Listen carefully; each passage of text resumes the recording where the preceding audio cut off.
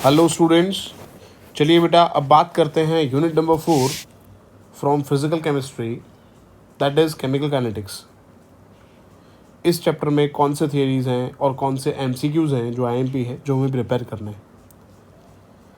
सबसे पहले इंट्रोडक्शन में से हमें याद करना है एमसीक्यू के लिए कि कोई भी केमिकल रिएक्शन फिजिबल है या नहीं है, whether any chemical reaction is possible और not, whether a chemical reaction will occur on its own or not, reaction अपने आप होगा या नहीं होगा।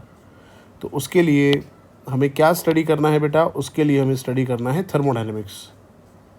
डेल्टा जी जो है गिब्स फ्री एनर्जी अगर नेगेटिव होगा at constant temperature and pressure then the reaction is feasible, reaction is spontaneous. So again students, for spontaneity of a chemical reaction we must know delta G, that is from a branch of chemistry, physical chemistry, that is thermodynamics.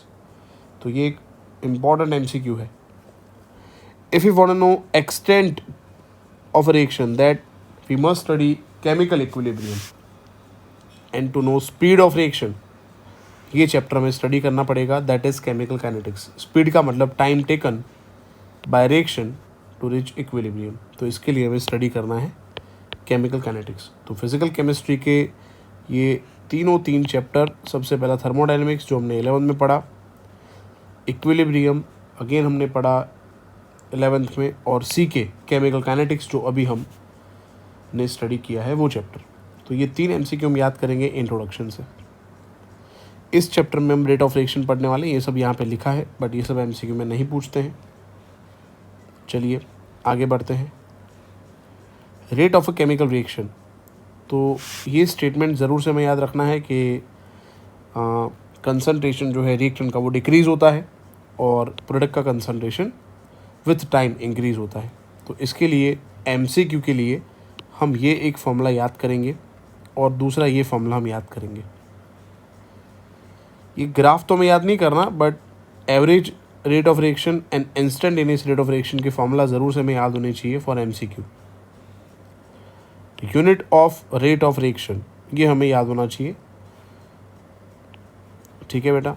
ये जो भी मैं यहाँ पे underline कर रहा हूँ ये सब बातें हमें याद करनी है। 4.1 नहीं करेंगे तो चलेगा, कोई ज़रूरत नहीं है। 4.1 नहीं करेंगे तो 100% कोई फ़र्क नहीं पड़ेगा। ये इक्वेशन और इक्वेशन से जो रेट लिखा है वो बेटा हम याद कर लेंगे, क्योंकि ये जो टाइप मैंने आपको बताया अभी, ये रिएक्शन और ये जिस तरीके से रेट को डिफ़ाइन किया, ये तरीका एग्ज़ाम में MCQ में पूछते हैं, तो ये याद करेंगे हम। नेक्स्ट बेटा 4.2 हम याद करेंगे अगेन फॉर MCQ। MCQs के लिए 4.2 करना है हमें, मिस नहीं करेंगे ये हम। इंटेक्स क्वेश्चन जो यहाँ पे है अगेन दोनों करने हैं, 4.1 4.2 फॉर MCQ। मैं आपको बता दूं बेटा, अभी तक मैंने कोई भी थियरी इस चैप्टर का IMP आपको नहीं बताया है ना। चलिए, रेट लॉ किसको बोलते हैं ये हमें पता होना चाहिए। ये स्टेटमेंट्स हम याद करके जाएंगे एग्ज़ाम में, MCQ में बहुत इंपॉर्टेंट है ये। जिस तरह से रेट को डिफ़ाइन होता है ये तरीका हमें पता होना चाहिए, क्योंकि इससे MCQ बनते हैं। ये लाइंस जो मैं यहाँ पे हाईलाइट कर रहा हूँ अच्छे से हम याद करके जाएंगे फॉर MCQ।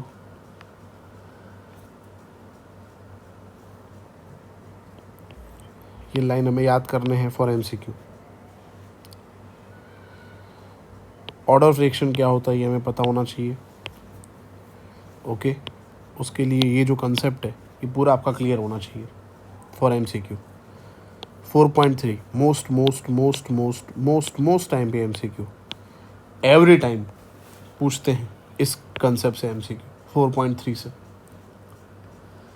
अच्छे से आप याद करके जाना। एलिमेंट्री और कॉम्प्लेक्स रिएक्शन क्या होता है फॉर MCQ, ये टेबल मिस नहीं करेंगे। Again most IMP MCQ, zero order, first order, second order, इन सब के लिए रेट यूनिट्स क्या होंगे रेट कांस्टेंट के, वो हम याद करके जाएंगे। 4.4 MCQ। सबसे पहला थियरी बेटा चैप्टर का ये है, most IMP theory, molecularity. Molecularity of a chemical reaction. तो यहाँ से लिखना आपको स्टार्ट करना है, यहाँ तक लिखना है, ये पूरा लिखना है। उसके बाद आप इस थ्योरी को यहाँ तक कंटिन्यू करो, ये सब लिखना है थ्योरी के अंदर। मॉलिक्युलरिटी 2 मार्क्स में पूछेंगे बेटा इसको। चलिए, उसके बाद ये जो कंसेप्ट आपके स्क्रीन के सामने आपको दिख रहा है, ये कंसेप्ट अच्छे से पढ़ के आपको जाना है। ये कंसेप्ट से एमसीक्यू पूछते हैं, स्पेशली ये 3 line, first, second and third line, इसको मिस नहीं करना है। ठीक है बेटा। 4.3 एमसीक्यू, 4.4 एमसीक्यू। इस चैप्टर का सेकेंड थ्योरी जो मैं आपको बता रहा हूँ, पहला थ्योरी मॉलिक्युलरिटी था, दूसरा थ्योरी है बेटा zero order reaction. Zero order reaction पूछे तो ये पूरा थ्योरी लिखना है, ग्राफ प्लॉट करना है, यहाँ तक आपको लिखना है। थर्ड मोस्ट टाइम भी थ्योरी इस चैप्टर का फर्स्ट ऑर्डर रिएक्शन, यहाँ से कंटिन्यू करेंगे अगेन, यहाँ तक लिखना है आपको, यहाँ तक लिखेंगे हम। ग्राफ जो है ये हमें प्लॉट करने हैं फर्स्ट ऑर्डर के लिए। सम पूछ सकते हैं ये, या एमसीक्यू में 4.5 नंबर का एग्जाम्पल पूछ सकते हैं, मिस नहीं करेंगे बेटा हम। 4.6 अच्छे से इसको बेटा याद करके जाएंगे एग्जाम में, बहुत ही आईएमपी है ये। 4.6 नंबर का sum, half life of a reaction zero order and first order. तो जीरो ऑर्डर का टी हाफ कैसे रह रहा होता है, ये रहा टी हाफ का इक्वेशन जीरो ऑर्डर के लिए, और फर्स्ट ऑर्डर के लिए रहा। अच्छे से याद करेंगे कैसे डेरिवेशन हुआ ये। ठीक है बेटा। चलो 4.7 4.8 एमसीक्यू। चलिए बेटा next, pseudo first order reaction, यहाँ से लिखना स्टार्ट करेंगे हम। ये सब डिस्क्रिप्शन लिखना है, यहाँ तक लिखना है आपको। ये मैंने आपको फोर्थ थियरी इस चैप्टर का बताया, पहला मॉलिक्युलरिटी, दूसरा जीरो ऑर्डर, तीसरा फर्स्ट ऑर्डर और चौथा शूडो फर्स्ट ऑर्डर। ये सम्स आप इंडेक्स क्वेश्चन नहीं करोगे चलेगा। Temperature dependence of rate of reaction 4.4 concept, ये सब आप एक बार रीड कर लेना। ये ग्राफ अच्छे से याद करके जाना है। एंडोथर्मिक और एक्सोथर्मिक के 2 ग्राफ हैं।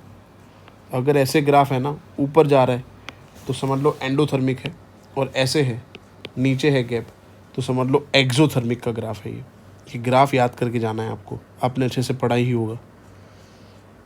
ये ग्राफ भी याद करके जाना है। उसके बाद बेटा ये थियोरी तो है टेम्परेचर वाला, बट पूछते नहीं हैं एग्ज़ाम में, तो इसमें से सम्स पूछते हैं इस कंसेप्ट से। तो 4.9 अच्छे से प्रैक्टिस करके जाएंगे। सम्स के लिए 4.10 भी प्रैक्टिस करके जाएंगे हम एग्ज़ाम में। अफेक्ट ऑफ कैटलिस्ट नहीं पूछते हैं थ्योरी में, एक बार आप रीड कर लेना एमसीक्यू के लिए पूरा topic. Collision theory of chemical reaction, इसमें एक इक्वेशन हम याद कर लेंगे। ठीक है बेटा। उसके बाद फ्रूटफुल कोलिजन क्या होता है, इम्प्रॉपर प्रॉपर डायरेक्शन क्या है, for MCQ we must know this concept. Chapter यहाँ पे बेटा कंप्लीट हो चुका है। अब मैं आपको यहाँ पे एक्सरसाइज में से क्या करना है आपको वो बता रहा हूँ। 4.3 मिस नहीं करेंगे, 4.4 करेंगे अच्छे से बेटा। 4.6 एमसीक्यू में पूछा जा सकता है। अब मैं जो आपको बता रहा हूँ बेटा अच्छे से प्रिपेयर करना। 4.10, 4.11, 4.15,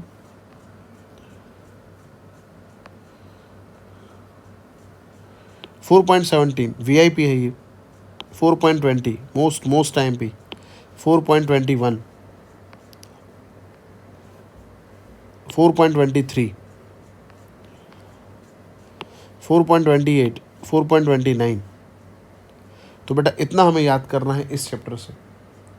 दोस्तों वीडियो को लाइक ज़रूर करें, और ये जो पूरी एक्सरसाइज है इस चैप्टर की है ना, वो मैंने ऑलरेडी सॉल्व करी हुई है।